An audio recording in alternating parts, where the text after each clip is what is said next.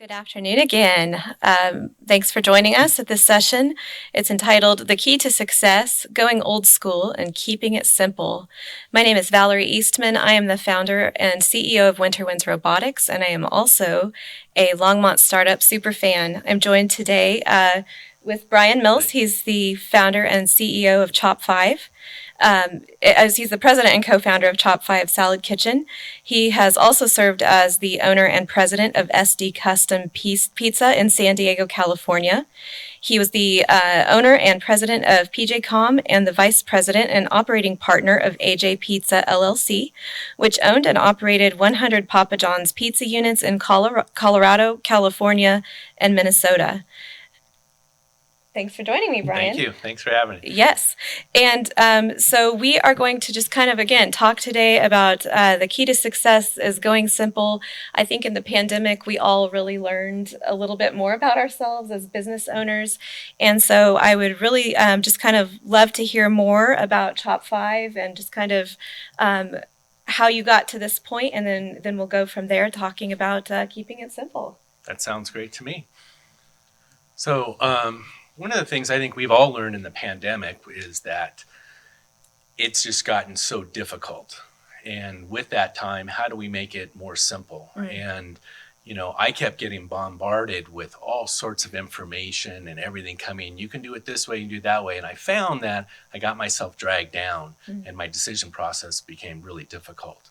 And so when I started to kind of break things down to more basic thought processes, what was really needed for the business, and that became more simple for me and helped us drive success. Wonderful.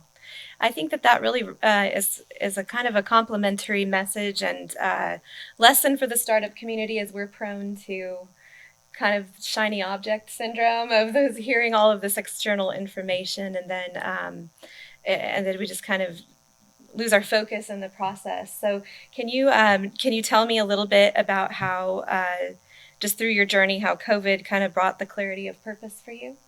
Yeah, before I start with that, can I just kind of step back? And Sure. when you mentioned I was a Papa John's Yes. franchisee, so that kind of is my foundation of things that I have in business. And so, we going back to COVID, I'm in the restaurant business, and Chop 5 Salad Kitchen is a concept that we've started here, and we do fast casual salads. And so it was a little breakaway from the delivery business I came from. But when COVID happened, you kind of had to reinvent yourself on how do you go get your customers now. Right. And we've all started to go to these third-party deliveries. And so that process really kind of made it more difficult in the beginning of how do we maneuver through it. And then I started going back to kind of how can I be simple in this process? And one of the mantras we kind of say, convenience trumps price. Convenience trumps everything. If you can make things convenient for people, then you really have something. And so COVID was really clear for that and kind of made that. So we're going back into the COVID era was we couldn't advertise the way we wanted to. We couldn't connect with the people how we wanted to connect. And in Chop 5, it's all about an experience for us. And so it was how do we take that experience and make it through now, through ordering online, through interaction on the phone. There was no contact with we call them guests, our guests that come into our restaurant. Right. And so that was something that we had to try to figure out. And I think we did a good job with that now. And I remember in our conversation recently just how Chop 5 is very passionate about a community focus and wanting to serve guests, serve the people who come in the doors there. So what did you learn about kind of yourself and your team and just how to adapt there? Well, I'll tell you, I think we all have really learned about the people we work with, right? We've learned that now there's certain people that can react differently in crisis. And there's people that really want to gather around and be a team. And so what we saw was that people were getting very hectic in their lives, our team members, our customers, and then we wanted to, how do we make things simple for them? And so for Chop 5 was really all built around engagement with our guests and with our team. And so one of the core values we really have is we want to hire the right people, okay? And everybody says that. Right. And everybody, what does that really mean? Well, in Chop 5 for us, it was we wanted people to be themselves. And so we weren't hiring somebody that had fakeness to them. It was really about real. And so when you go through our line, we're fast casual. When you go through our line, it's about engagement. And so what we found was that by hiring these people, these team members that have the right engagement, and it was really about manners. For us, it was, you're coming into your grandmother's kitchen. How would you act? Okay? If you're at your grandmother's house and she brings a friend over and they want a glass of water, what would you do? You'd get up and do it. Simple manners. Simple. So in our interviewing process, it was about simple. Do they have manners? Do they look you in the eye? We can train people to make salads. We can train people. We can't train manners. And so then what I saw with COVID, and while we had success during COVID, was because we had the right people that didn't get shaken up. They were polite and they were kind, and it made everything run smoother. So I think that was really one of our key success, was really not overcomplicating things, but making things very easily for them. That's really interesting, and it is. It's so deceivingly simple, but when you're growing quickly as a company, it can be difficult to remember. Just you can teach people to make salads, but you cannot teach them to have manners. So you can't, right? And right. I think if you start looking at this day and age, especially with COVID, service has gotten really bad, and people are understaffed. They don't have the right staff to do it. They are using, I call it the COVID excuse now. And it's like, oh, we can't do that because we don't have somebody. Well, you can if you really try to figure out how to do it the right way. And you need to do it in a way that is convenient for your customer. And did you experience any pitfalls, and just kind of how did you work through any temptations to veer away from simple? Well, when it first happened, it was, hey, we need to go be online. Our restaurant is experiential, so we want people to come to us. So all of a sudden we're like, people can't come and sit in our restaurant anymore and experience it. So how do we go about doing that? And that was a big worry. I mean, that was like, oh, we're going to be done. And I think we all went through COVID and realized that whatever we thought about today, tomorrow was a different story. And so what we found was that we could fit the needs of our guests through different ways, through online pickup, through just answering the phone and being polite and calm, because people were stressed out about, how do I get food? How can I do this? We had a lot of people convert to ordering online that might have been not an age group or demographic that were really used to doing it. And there was some stress in that. And so our whole goal was really to try to get people to be stress-free. That's really interesting. And you sound so calm, cool, and collected in that. Can you tell me how you arrived at that? It sounds like this isn't your first experience with something really stressful and like hard. Did you draw from past experiences with hardship to adapt to this? Absolutely. I think we all drive from our past experiences. And, I've had some successes, I've had some fails, and we all learn from the fails probably more than anything else. What I've learned, and I think a lot of people have learned through COVID, is you get through everything. The sun does come up the next day, and you can actually work through the issue. And so we tried to really pare down any issues we had and try to go, what's the basic of that issue? What do we need to do? And, for us in the food business, it was, how do we get our food to people? Period. Plain and simple. And it wasn't about, oh, they can't come and sit down anymore. Okay, well, let's figure this out. Let's go. And you see it all over the place now. All these restaurateurs are now having patios in the, out in their parking lots. They figured it out. Yoga studios figured it out because they started doing stuff. Everybody gets to that point. And I think if you used to think, oh, I got to have a great building, I've got to have all this. Well, these yoga studios are doing them in a parking lot. They figured it out. And so my thing is, 58 years old. I've gone through some experiences, and so I do realize that we'll get through it. No matter how bad today is, we're going to get through it. And I think that's what I think about entrepreneurs now, that, if you're looking at a startup and you're looking at doing something, realizing you have to have passion for it so you wake up in the morning. But if you you also have to have the ability to fight through the issues.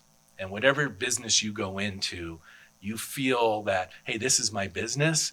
Well, your business is really solving problems and dealing with the problems and getting through that. So it's really interesting to me how you not only did you kept it simple, you hired the right people, which helped you keep it simple. absolutely. And then in a really chaotic situation for society, through your business, you were able to provide like a sense of calm to people through Right. healthy food. And so Right. that's really neat. And it just makes me wonder, did the past hardship that you experienced, did it make you feel like, hey, I can do this, I can get through this, and I can help other Right. people get through it? I think it did. Yeah. I think, one of the things that we've always been involved in is we want to be involved in the communities. We want to be part of the community. So as soon as COVID hit, we all had an opportunity to go help somebody.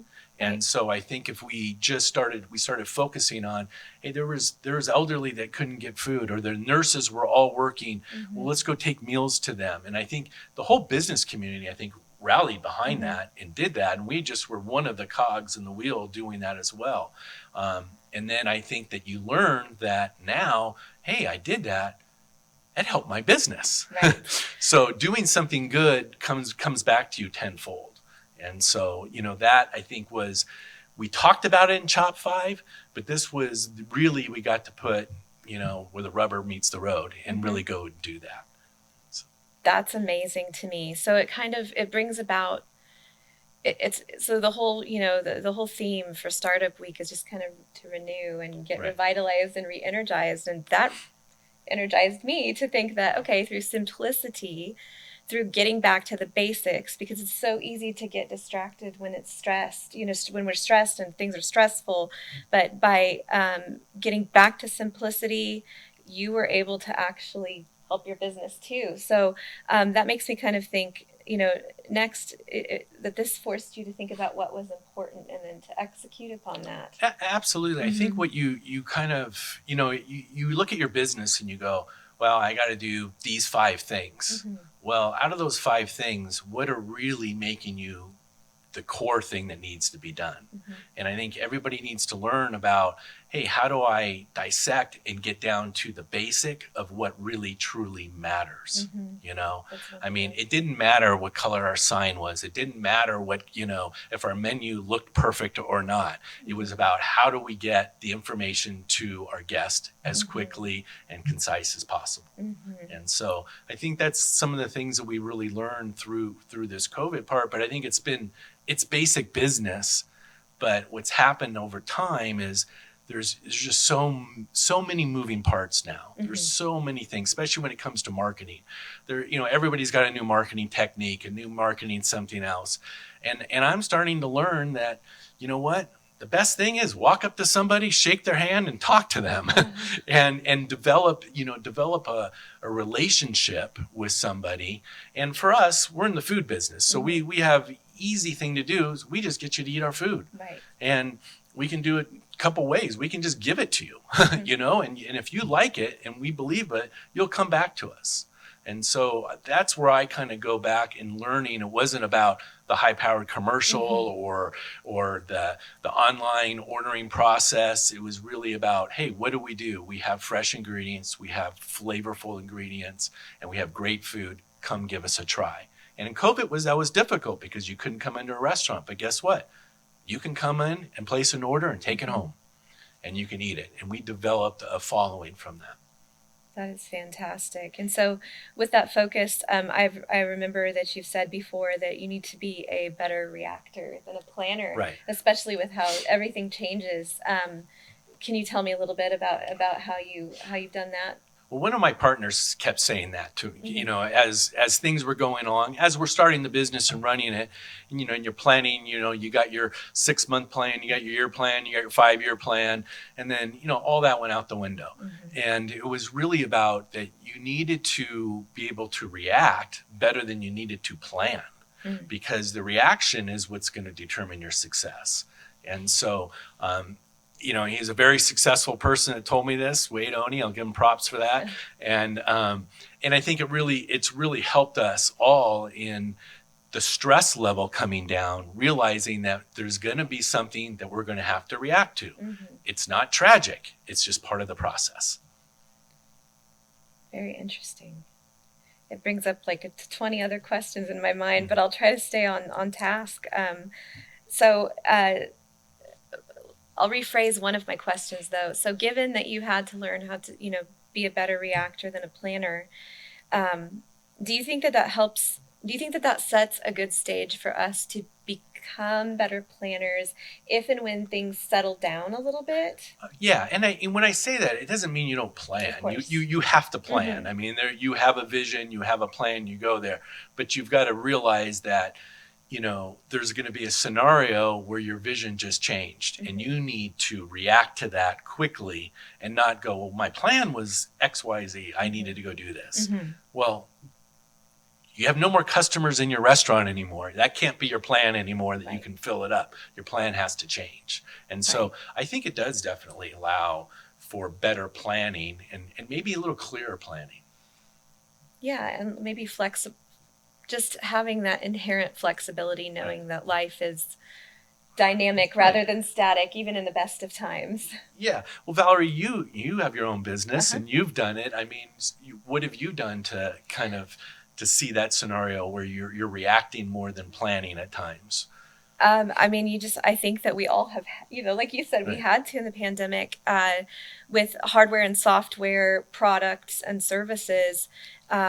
You have to go based on what the market is telling you, and what mm-hmm. the market is telling you when you're newish and small mm-hmm. is what you're getting from your customers face to face. And so the other thing that was kind of really interesting, and in the moment I was very terrified about it, but now I'm so thankful for it, is that we the bulk of our monetization as a company happened right as lockdown started. Okay. And so wow. what happened for us was we had to decide in that moment, given what we saw similar companies to ours going through, namely robotics companies were losing their funding because investors were finding just about any reason that they possibly could to pull out sure. of investment because it became too much of a risk for their portfolios. Mm-hmm. And in the moment, once I found out that COVID was that it had come across the pond, and now we were going to be looking at this. Right. I think lockdown was 2 weeks away, and I pulled the plug. I had to react. I said, okay, right now we are not going to try to raise money. We're going to build up our core competencies. I feel a crisis coming on. And so I think that it forced me as a leader to keep it simple, to look at the metrics in front of me. And even if it felt like pulling teeth in the moment, to really say, okay, we've got our North Star. Mm-hmm. Maybe our journey to it is going to have some curves, but right. there are simple metrics in front of me.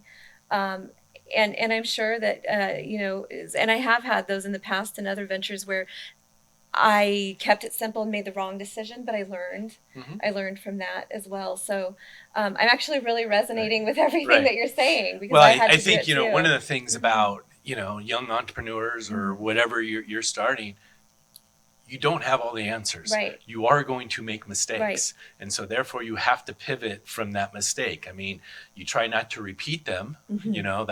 That's a problem if you keep repeating the mistake. But if you can make that change.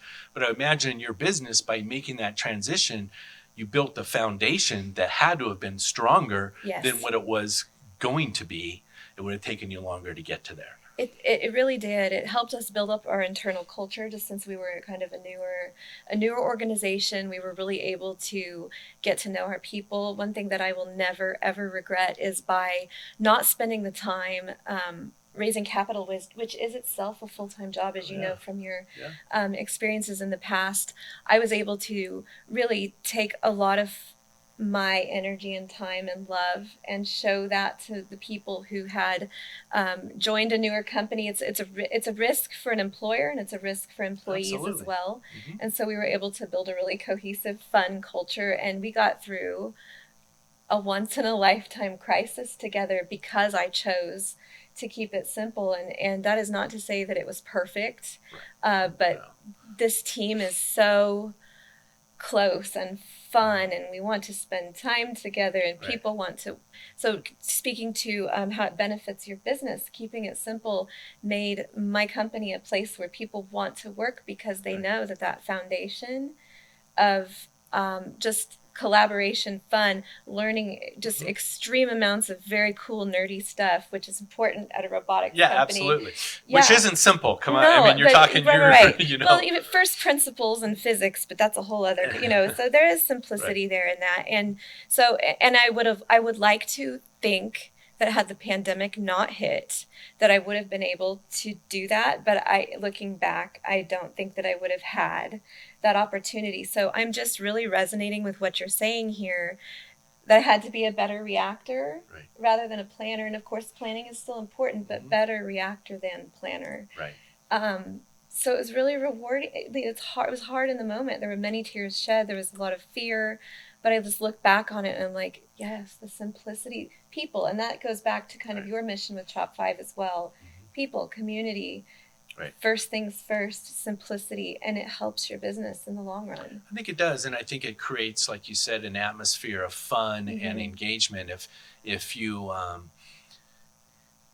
you can only do so many things great. And so if you choose the core competency you have and you allow your team members to have that, they're not bogged down with all this other stuff. Like, do they care about the rent that's being done? Do they care about that the advertising piece? No, if you could just focus on the guest. And just do that and keep it there. And I think it took a lot away. People were working for us that, we're all stressed during COVID. But when they got to work, it was, hey, I know what I'm doing. And I think it was actually kind of nice because, there was a time when, employees didn't have to come. They could have easily called up and said, I can't come to work. I'm not feeling well, or I'm scared. And we would have said, okay, no problem. But we didn't have that. And so there was something there about how I believe that people felt comfortable, or it was kind of a safe environment to come to and feel about it. That's wonderful. How did you make that? So how did you make that a safe environment for the people to show up to?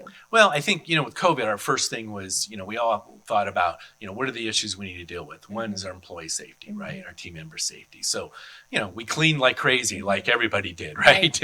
And, and we wore masks and we followed the protocols and we made sure that the protocols were followed and that if someone didn't feel well, it was, I think, go home.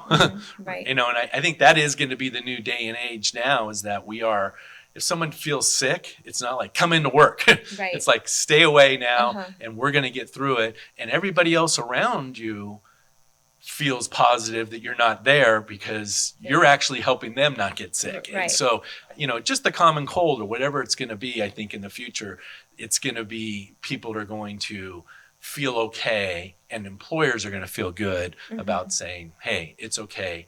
We can survive without you for a day. That's very good. And something else you mentioned recently that I also just really resonated with me too is that small businesses in the wake of this and startups kind of have an advantage right now because we're small, we're able to move faster, to react better than we plan. Can you elaborate on that a little bit more? I completely agree with that. I think that small businesses right now, and someone who's starting a business, you're not entrenched in a direction that you have to be in. And so you can pivot and make a move to where the market is telling you to go. As long as you're listening to it. So I think there is an advantage. And people are like, hey, how do I start a business now at this time when the whole world's upside down? I think it's really a great time. And it's a good time to, one, capture great people. There's people out there looking for it. I think people want to go work for small companies.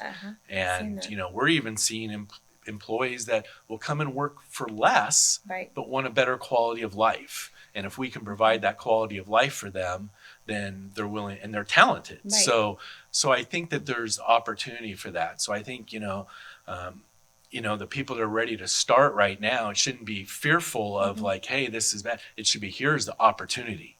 This is the opportunity I can go capture. And they go for it right now. Now's the best time, I think. I've experienced that too. We had a job opening. We're a small team, 450 applications in 3 days. I just shut it down. And it was the most grueling and rewarding interviewing experience of my career. I think I have been interviewing people for, 20 years now. And it would just, there is a shift. People are wanting to, I think everybody craves the simplicity after we went through such a terrible time that, again, sure, we need to make rent, but people will work for less money as long as they have a supportive and interesting and neat environment. And it very much sounds like that's what Chop 5 is doing in this area. And the way Chop 5 came about is, I have 4 other partners, and we all in restaurants, we all, have our own markets, our own, but we all had the same DNA. What I noticed is that, you start seeing people that, hey, they treat their people the right way. They care about the product. They care about the community. And that's what it was really, all about. And so we looked at it and said, well, we should do something ourselves because we all believe the same things. And they all translate it to success. So now there's other ways to be successful, but for us, the DNA that we have is that. And so I think that, during COVID, we had a little staffing issue, but not a major one. We've been able to, products come in and people step up. If the truck was down, they couldn't get a driver. Well, we had an employee. I'll go take care of it. I'll go do it. So you had this teamwork that was really going on. So. And naturally. Yeah, that's very cool. Right. I mean, for us, it was all be real. And so when I think about people starting their own businesses and be real to themselves, figure out what they really want to do, get a passion for it, realize that whatever business they're in, there's a bunch of other things that the passion tries to take away from you at all times, that you've got to deal with. But that's part of being a business owner. That's right. Wow, so that's really good. So this kind of also makes me think, with finding other people around you that kind of resonate with what you say. Can you tell me just a little bit more about how surrounding yourself with the right people, maybe even just in your, your life outside of work, but especially in your life at work, like how that leads to, in the spirit of simplicity, how that leads to compounding success for entrepreneurs? Well, I think it is finding the people that have kind of the same vision as you. Not exactly, because you want some people to be different. You want people that bring different thought processes into you and challenge you. You don't want a bunch of yes men. You want people but do it in a way that connects with yourself, the way they either speak to you or the way they present something. And so looking for that, and I was lucky enough in Chop 5 to have a partnership group that we really all had that. And, when a decision is getting done, I've always said the statement, what's right for the business is the right decision because it's right for the team member. It's right for the community if it's right for the business. Because you can't get to a decision, and it would be wrong if it was not good for the community and right for your business. That doesn't work.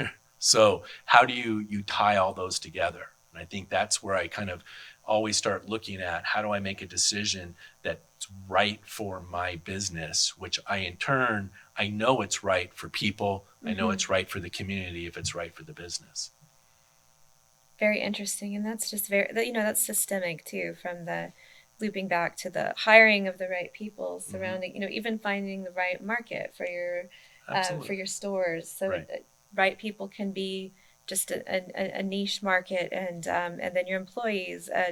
That's really and it's such a good reminder because again, just to as a startup founder, I am bombarded with new ways of doing things, and sure, some of them are great. Some are very nice, aren't they? Some are shiny, and you look at them going, wow, why aren't I doing this? I'm so stupid. I should do this. And then you dig into it, and you're like, that doesn't even make sense. And it derails your vision and your mission, and it just... So yeah, I think, in keeping with the theme of this year, just the beauty of simplicity, and then you save brain space. You have more, space to be a visionary and to take care of your people and to take care of your community. And that's also been a big theme this week.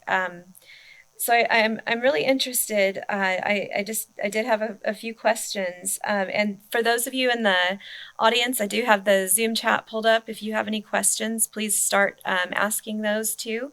But Brian and I will just kind of discuss through some of the questions I had too.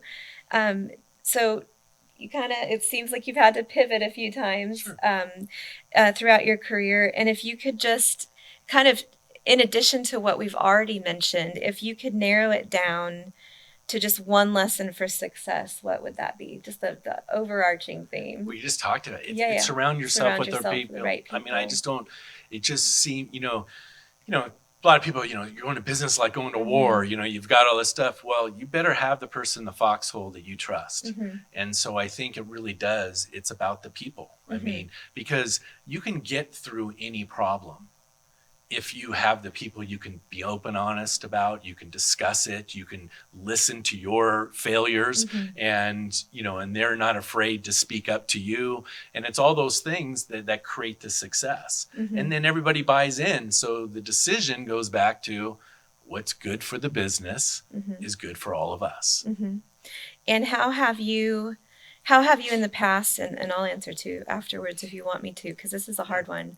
How have you in the past, or how would you suggest people react if they find themselves not with the right people? Because we're not perfect. Sometimes we do surround ourselves with the wrong people. Absolutely. And I've gone through that in my career, where I've been around some people that, probably wasn't the right thing for me.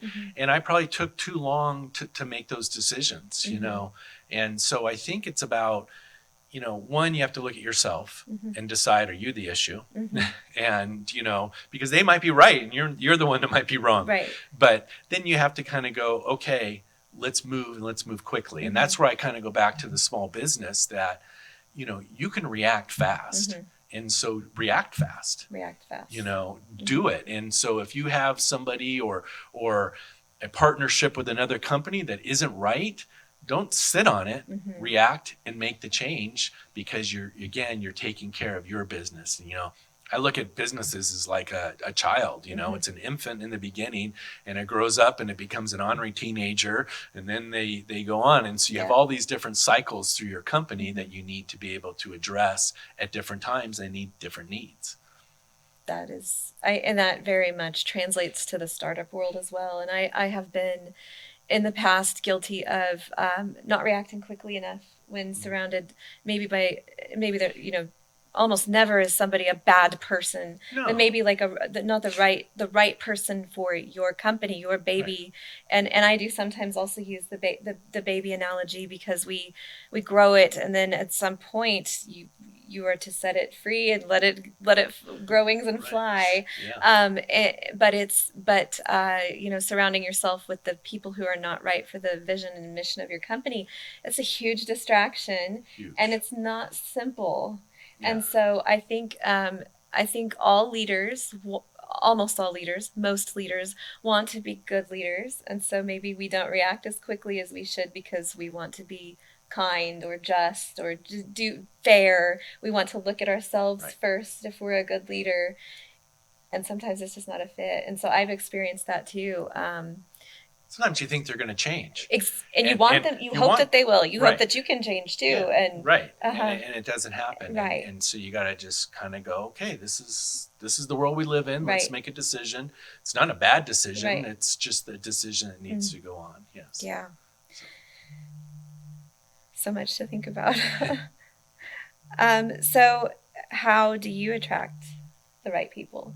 I'm obviously not hiring people like you're hiring, right? So, it really, I used to look at like all their work performance, what did they used to do and all that. It's gotten much more simple for me. It's really, is that person, have they been raised right? Do they really know, do they show up on time? I mean, all the basic little things. And I feel like, you can train people, especially young people, since I deal with young people so much, that they just need an opportunity. And you can see the ones, and it's pretty quick. Either people jump on it and take it, or they don't. And that's the time to react and go, you know what, not right fit for us, move on to the next one. And so I think, understanding that. And then it really comes from your team, your internal team kind of mushrooms out, and you want to be able to, they're the ones that are going to bring the right people, because they're the ones that know what you need, and they're the ones that know who's going to help me and who do I want to be around. And especially if they care about your company, they're not bringing somebody in that's going to distract. They don't want that. So I think that they're the best source for my industry is the internal team, and then looking at for that. And it's, for us right now, it used to be in the food business, it used to be where there were people that were lifetime people in the food service industry. I think it's starting to change a little bit.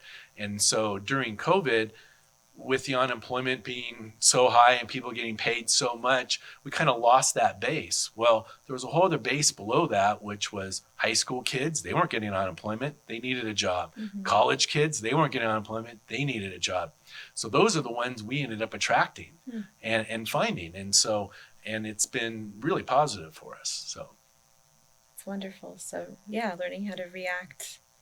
Yeah, you can't plan in COVID, so you have to react well. So we've talked about going back to basics, getting simple. Love it. It's so needed. And I'm interested if there's any, so you kind of talked a little bit about innovation with the delivery during COVID. Is there any other way that you're incorporating innovation into the model of simplicity, just kind of knowing that it's a nuanced dance in business? yeah, well, I think for us, the innovation was how do we get to people, right? How do we connect to people? And so trying to figure that out, and that was, different ways. But even though we had COVID, we could still go talk to people. And when we were able to connect with people, that kind of carried on. So now you've got all the social media. I mean, we're working on right now, you got the athletes now that can come in and use their likeness. So that's it. But again, keeping it basic, going, hey, just do a post, say something nice. That's all we really want. And it looks nice. I saw your social media. It really does. It's very engaging, and top 5 is immensely popular, of course. So that's wonderful. Do you have any general advice on what you would say to somebody who is wanting to start a venture of their own and become their own boss? Well, I think that, one, you got to be honest with yourself, I guess, and really kind of go, as it's not easy to be your own boss. Right. And the things that you think that you're going to go do, you get pulled all the time to the opposite place that you want to be at. And you got to be okay with it. Right. Your job becomes to be a supporter of your team. Right. You're not the team anymore. You're the person who's supporting the team all the time. And so I think people that, everybody says, you got to find passion. You got to have a passion for what it is. Your passion could be, I just want to own my own business. I don't care if it's shoe business or paper clips or whatever. I want my own business. That's the passion. It isn't the paper clip. That's the passion. Some people have a product that goes, that's the passion I want to get out. So I think it's understanding that first, and then realizing that, you're not the only one doing this. There's a lot of people. It all can be done. There's people that create success all the time. So a lot of times people look at it and go, well, how can I do this? How can I do it? You just go do it. You can. And especially in this day and age, because there's a lot of rules have been blown up. So now is the time to kind of go start. And I think that, and then go find somebody. For me, was find some people around you that can share in that same thing with you, so you're not completely on your own. Because it's very difficult to do it. It could just be a confidant. It could be, a spouse that you get to talk to. It could be an employee or somebody that you're working with, But you need to have somebody that you can share experiences with, talk about your fears, because you are going to have them. And how did you find those people for yourself? I was very lucky, I go back and, think about my career, and I started off delivering pizzas for Domino's, and they had a management program that they trained you in. If you became a manager, you could get your own franchise. But that franchisee was so good about bringing people up, and realize that, hey, if you train people, they can make success.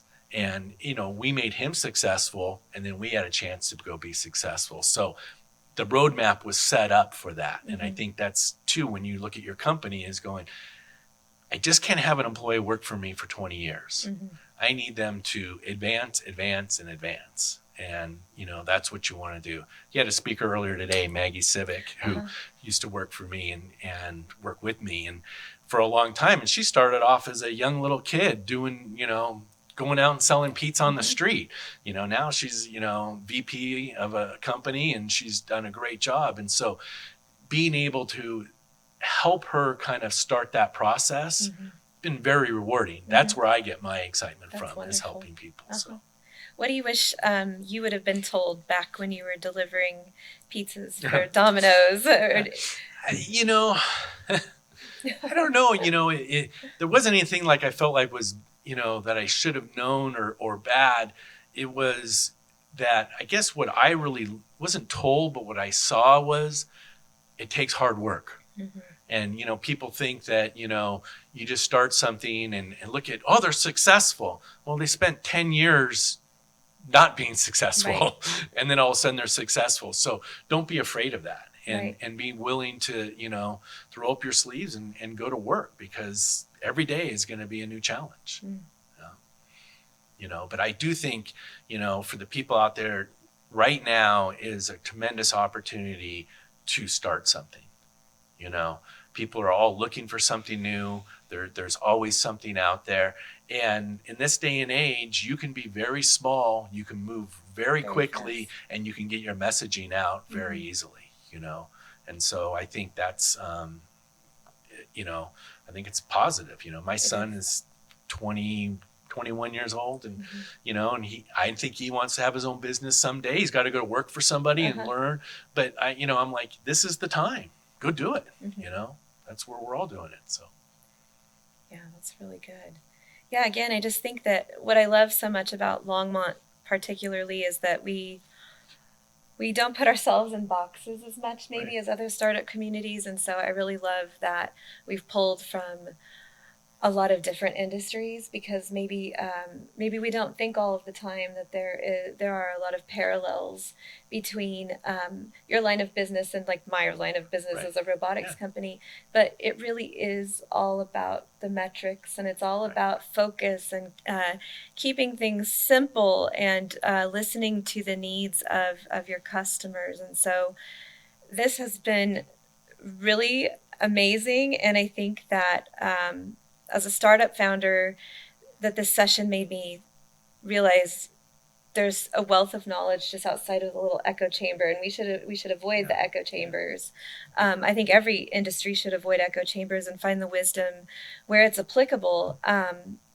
So we're about ready to wrap up. I know that you did have something to mention about Chop 5. I was told, that I guess we sent out electronic coupon to everybody. Okay. It's a free salad. So our thing is that we kind of put our money where our mouth is. We believe that, if you try our product, you're going to come back. So we've offered everybody a free entree, and we hope you guys give it a shot and give it a go. And this is what I kind of tell people. It's about being real and honest. If you love it, tell everybody. If you don't like it, just go away and be quiet. I'm sure you'll all like it. So find that. They said on the website? Yes. So look at startuploco.com to look for that free entree from Chop 5 in Boulder. And so we are about at time here, and I want to make sure that you guys all know that we have a next session with Krista Berry. She's going to talk about work-life balance for entrepreneurs. That is an evasive thing for those of us who are startup founders, so you'll definitely want to tune in there. Again, just to remind you guys, we have an event tonight at Wibby Brewing at 209 Emery Street here in Longmont. It's starting at 4. There will be a musician and craft brews, prizes, and all of your favorite folks from Longmont. So make sure to join us and bring friends, and you will not regret it. Again, this is Brian Mills of Chop 5, and I'm Valerie Eastman, and thank you guys for joining us. I hope you have a fantastic rest of your evening.